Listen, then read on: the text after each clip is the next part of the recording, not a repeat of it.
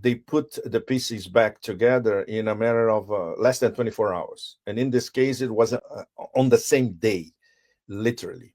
They identified the actual perpetrators, the guys who rented the scooter, the guys who rented the van, the whole thing. Of course, it was a typical Kiev dirty ops. Somebody pressing the button outside of the perimeter, of course, and then exploded the scooter. One of these guys, he has a public face already. The other one is kept in the background. He's an Uzbek, born in 1995, very low IQ. Probably he didn't know that he was being manipulated.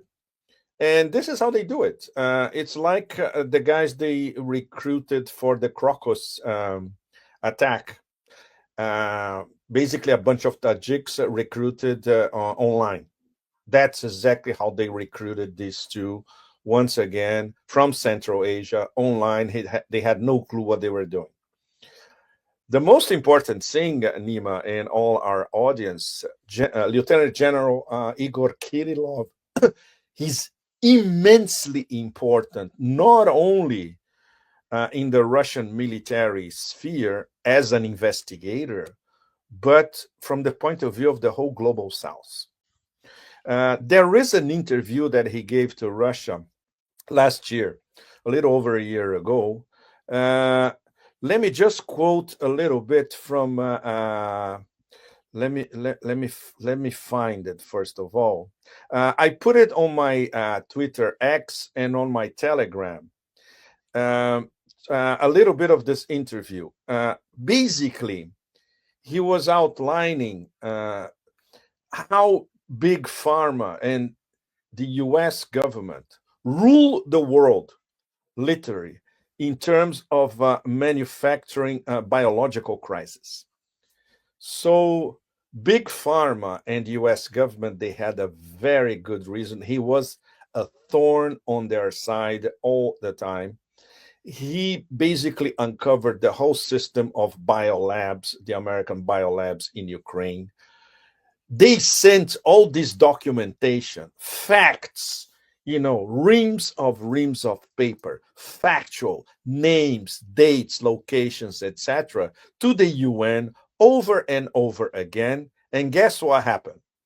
Completely blocked at UN, vetoed by the US, because this implicated the US in detail with names, numbers, facts, and locations over and over again. Let's say the archipelago of biological war, where the United States government is directly implicated, weaponizing it, financing it, etc., and especially all across Ukraine, which they discovered in detail.